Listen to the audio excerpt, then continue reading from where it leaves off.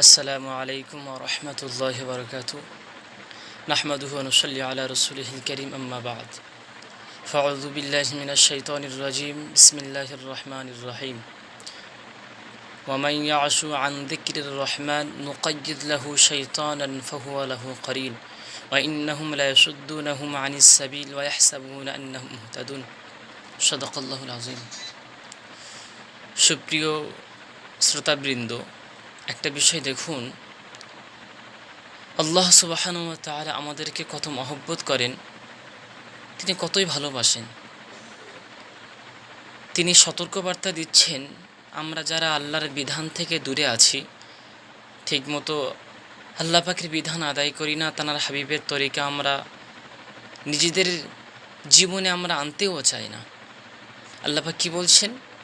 ওমাই ইয়াশু আন যিকরির রহমান, ওমাই याशु, जो शख्स अंधा बनता है अन ज़िक्र रहमान, रहमान के ज़िक्र से यानी रहमान के इबादत करने से जो दूर रहता है, আল্লাহ পাকের ইবাদত বন্দি করা থেকে যারা বিরত থাকে, ইবাদত করে না, তাদের বিষয়ে আল্লাহ বলছেন তিনি অসন্তুষ্ট হয়ে যান, গিয়ে কী করেন?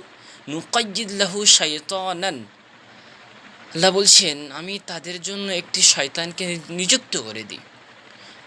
ফাহুয়া লাহু কারিন, আর শয়তান তার দোস্ত বেনে যায়। আপনি ভাবুন, আল্লাহ পাক এত রাগান্বিত হন, যে ব্যক্তি আল্লাহর বিধান থেকে দূরে সরে থাকেন, এই রাগান্বিত হওয়ার কারণে আল্লাহ পাক একটি শয়তানকে নিযুক্ত করে দেন, এবং শয়তান তার এমন বন্ধু হয়, কেমন বন্ধু? তার পরের আয়াতে বলছেন ওয়া ইন্নাহুম লা ইয়াসুদ্দুনাহুম আনিস সাবিল, আর শয়তান তাদেরকে সঠিক পথ থেকে রুখে রাখে। আল্লাহু আকবার। একটু ভাবুন, নাউযুবিল্লাহ, আল্লাহ আমাদেরকে বাঁচান। যখন শয়তান বন্ধু হয়ে যাবে, শয়তান আমাদেরকে কুকাজ থেকে, খারাপ কাজ থেকে রুখবে না, বরং সঠিক কাজ থেকে রুখে রাখবে, খারাপ কাজের দিকে শয়তান নিয়ে যাবে। আর কি করবে?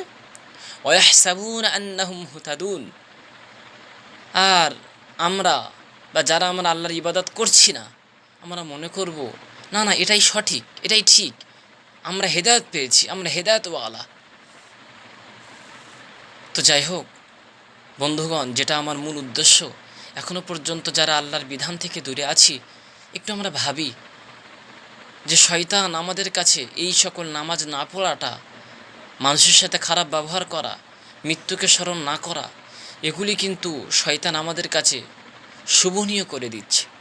তা আমরা একটু আল্লাহর জিকির আজগার করি, আল্লাহ পাকের ইবাদত বন্দেগী করি। একটা বিষয় দেখুন, আল্লাহ পাক বলছেন, কি বলছেন? আল্লাযী খালাকাল মাউতা ওয়াল হায়াতা, যিনি মাউত এবং হায়াতকে সৃষ্টি করেছেন। একটা বিষয় ভাবুন তো, এখানে আল্লাহ কেন বলছেন যে যিনি মৃত্যু এবং হায়াত এই দুটোকে সৃষ্টি করেছেন এই জন্যে, লিয়াবলুয়াকুম, যে তোমাদেরকে পরীক্ষা নেবে বলে। এ কথা আল্লাহ কেন বলছেন?